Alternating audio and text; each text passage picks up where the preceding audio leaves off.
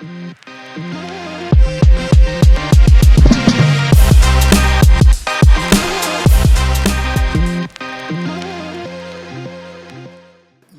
have been thrown right into the fire. So we have a People Leader Summit, and on the first one, you were a spotlight speaker, sharing not only your own journey and the work that we're doing in risk management, but you led a really great discussion that took a real life example of kind of how we think about risk management in our everyday lives and how we need to think about that in technology. I'd love it if you wouldn't mind sharing that for the group. Yes. So the People Leader was really exciting for risk management to get in front of and be there with all of the technology people leaders. But Denise and I had talked about this example a while back, and really to frame it so people can understand what does risk management mean, how can I relate it to my everyday life. So you probably drove here today, right? I did, even Okay. though I only live 6 blocks away. Don't judge me. It's all right. It's all right. No big deal. So, driving is a risk, right? We know there's lots of risks that are involved with driving, but Have you seen me drive?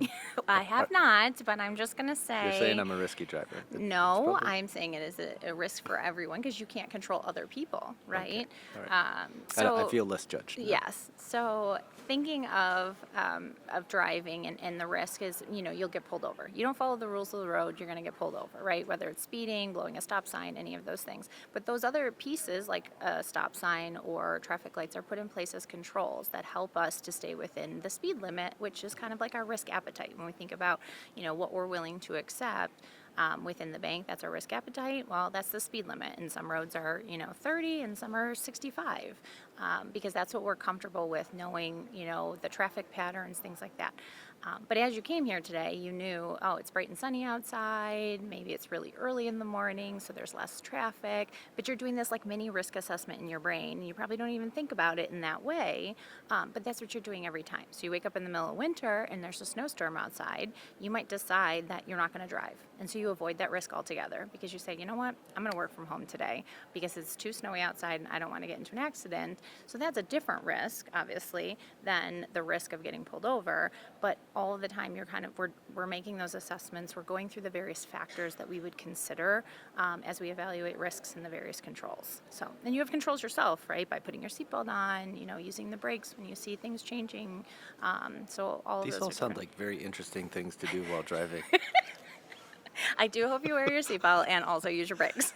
I do both Okay. quite regularly, and so when we play that into the work that we do every day, and particularly in kind of going back to that as we grow up and as we industrialize, it's incumbent upon us as we scale that those choices that we're making that may have seemed kind of below the waterline need to be more evident to everybody. And this is where we really have to make more visible and more clear and more observable by those who don't get to sit beside the coder or don't get to sit beside us every single day, that in fact we're constantly, in a very well managed way, taking in all these inputs and making really good decisions about managing our risk. Yeah, and there's a lot of components people don't really realize, or controls that people don't necessarily think are controls.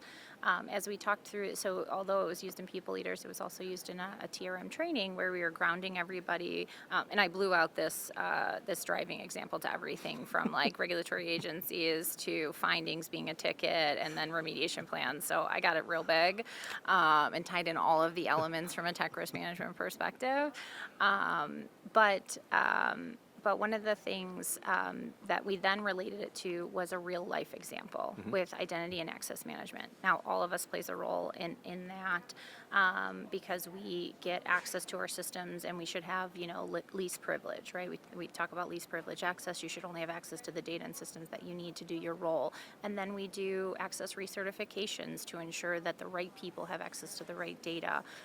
If a user leaves the bank, we make sure we terminate that access within the system so that we can protect our environment. So these are all controls that they exist and we don't always think about every single day, but there's players across the bank, not even just in technology, that participate in those foundationally, which I think is a nice example, I guess, to frame people. Yeah, and it's just the constant layering of those things that allow us to continue to do the work at the speed that we want to do the work, to be confident that we're making the right choices, and for those who are observing us and are cheering us on, to be confident that we're doing the work in the right way.